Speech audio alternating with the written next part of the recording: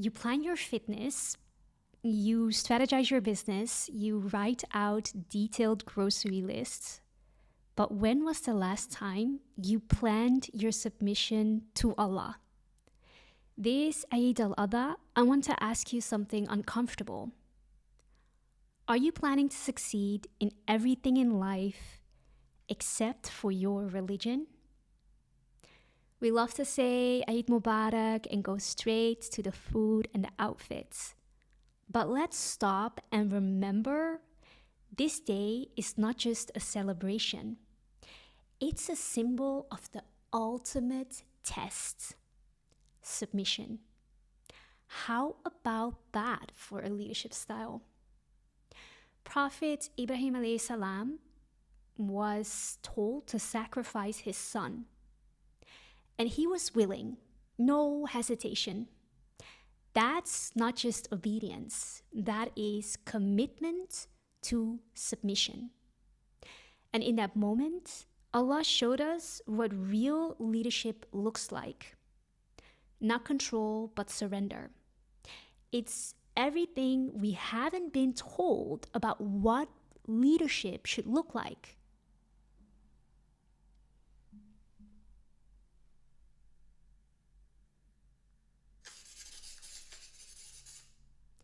So I want to ask you 3 questions. Take a deep breath and actually answer them or write the answers down. The first one is, what have I sacrificed for Allah this past year? So think about the past year. What did you sacrifice? Like, how did you submit? Did you give your time? Did you lower your ego? Did you drop your bad habits? How did you submit to Allah? The second one is, what would I like to sacrifice in the upcoming year? Is it the comfort of not being seen as too religious? Or is it the desire to want to be seen as beautiful? Or is it your addiction to control? The third question is, what comforts, habits, or fears are holding me back from full submission? We all have something that's holding us back, but we don't always know what it is. So think about that.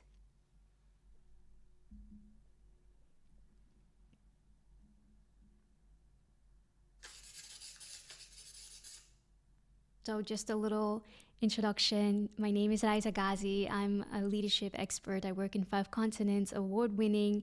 I work for governments, NGOs, blah, blah, blah. It doesn't really matter because the truth is, somewhere along the way, I realized that just leadership isn't it. In the past 20 months, I came to the conclusion that leadership with strong values, integrity, boundaries, it's no good. And so I made the decision to stop doing that. I did not want to promote that anymore. And I realized that the only way I'm going to teach on this topic again is if I can connect it to the Deen. And so, alhamdulillah, that's what we're doing today.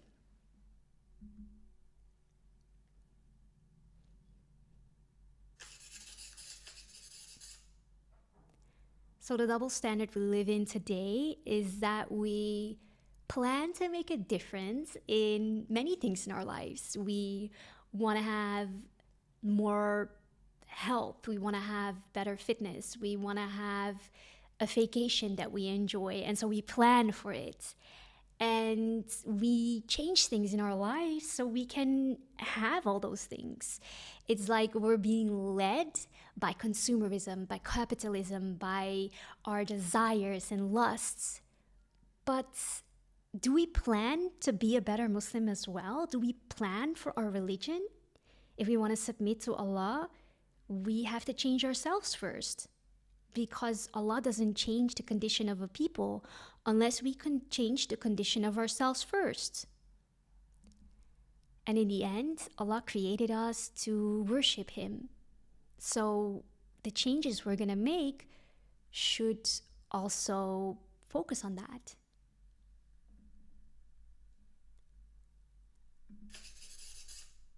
A strategy for the soul.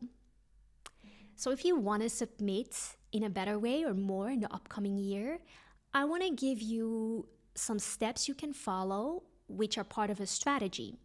And a strategy is nothing but a long-term plan to achieve your goals. So there are 5 steps that you could follow. The first one is you have to think about your vision. How do you want to submit to Allah? What does it look like to you when you submit to Allah? Think about that. Reflect on it. Take time. Today is a great day to think about it. I mean, it's Eid al-Adha. The second thing is you need to also assess where you are at in order to know what you're going to change. And so look at the past and the things you've been doing that went well and think about the future. Then you need to have your goals. I would advise you to have a few goals that are measurable, that are specific, achievable, realistic, and time-bound, so that you know what you're working towards and you can do it in a very structured way. For example, if you want to have more Quran in your life, then your goal could be that you read the Quran daily. That could be your goal. And you could have other goals as well. Then the fourth one is you should measure your progress, because it's good to look back and see if your goals were realistic, if they were something you can continue to work towards, or if you need to adjust it. And it's also great to sometimes look back and see like, oh, alhamdulillah, I actually made it. I actually did what I wanted to do. And this way of doing it went really well for me. So that's something I could copy for the future. Then finally, having an action plan is also very important. So an action plan means that for each goals, you have 5 steps you implement or you plan for so you can achieve your goal. So for example, if you're going to say, I want to read Quran daily, you could have a few actions to help you do that. One could be you make sure you have 20 minutes in the morning to read Quran. Another thing you could do is hire a Quran teacher so that you have 1 slot per week in your schedule dedicated to working on reading Quran together with your teacher. And so for each of your goals, you should have a few actions lined up so that there is more chance of you achieving your goals, inshallah. So what we discussed today is a strategy for your religion, for your Deen. And I want you to take some time to reflect on it.